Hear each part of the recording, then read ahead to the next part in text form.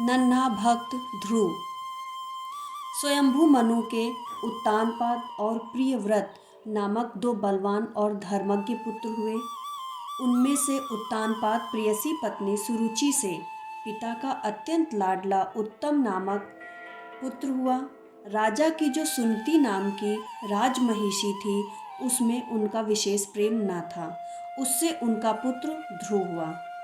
एक दिन पिता की गोद में अपने भाई उत्तम को बैठा देख ध्रुव की इच्छा भी गोद में बैठने की हुई, किंतु राजा ने अपनी प्रेयसी सुरुचि के सामने गोद में चढ़ने के लिए उत्कंठित होकर प्रेमवश आए हुए उस पुत्र का आदर नहीं किया। सुरुचि ने उसे फटकारते हुए कहा, केवल उत्तम ही अपने पिता की गोद में बैठने का अधिकारी है। तुम तपस्या कर पहले मेरे पुत्र के रूप में जन्म लो, जिससे राज्य का उत्तराधिकारी बन अपने पिता की गोद में बैठ सको। ध्रुव को लगा था कि पिता को उससे सहानुभूति होगी, पर राजा ने उसे अनदेखा कर दिया। पिता द्वारा उपेक्षित ध्रुव दुखी मन से घर लौट आया। रोते हुए उसने अपनी माँ को सुरुचि की फटकार तथा पिता की उपेक्षा के बारे में बताया। पुत्र की उपेक्षा की बात सुनकर सुनीति बहुत दुखी हुई। उसने ध्रुव को सांत्वना देते हुए कहा कि नारायण सब कुछ करने में समर्थ है, वही सभी की सहायता करते हैं और सभी बुराइयों को भी दूर करते हैं। अपनी माँ की बातों को सुनकर ध्रुव प्रसन्न हो गया। उसके चेहरे पर शांति और दृढ़ निश्चय झलकने लगा। नारायण में उसे अगाध श्रद्धा और विश्वास था।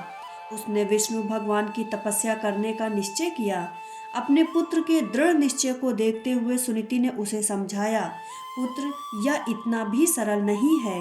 पर दृढ़ निश्चयी ध्रुव ने अपनी माँ को चिंता न करने की सलाह दी और उनकी अनुमति तथा आशीर्वाद लेकर तपस्या करने के लिए घर छोड़कर चला गया।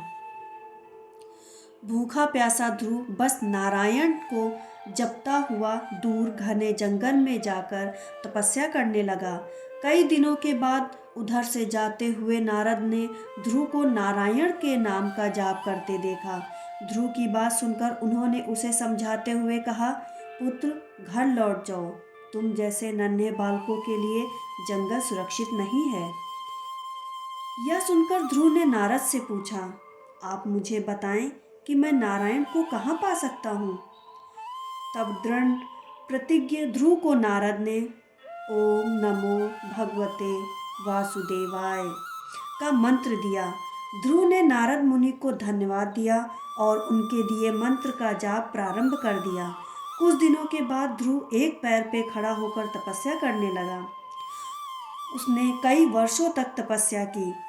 उसकी तपस्या से प्रसन्न होकर विष्णु भगवान ने उसे दर्शन दिए और उसके सामने प्रकट हो गए। उन्हें देखकर ध्रुव अचंभित रह गया। उसे कुछ भी याद न रहा। विष्णु भगवान ने उसे आशीर्वाद देते हुए कहा कि पृथ्वी पर उसका जीवन समाप्त होने के बाद भी वह ध्रुव तारे के रूप में जीवित रहेगा। मृत्यु के पश्चात ध्रुव तारा बन गया। आज भी वह सबसे चमकदार ध्रुव तारा के रूप में आकाश में स्थित है और समुद्र में नाविकों का मार्गदर्शन करता है।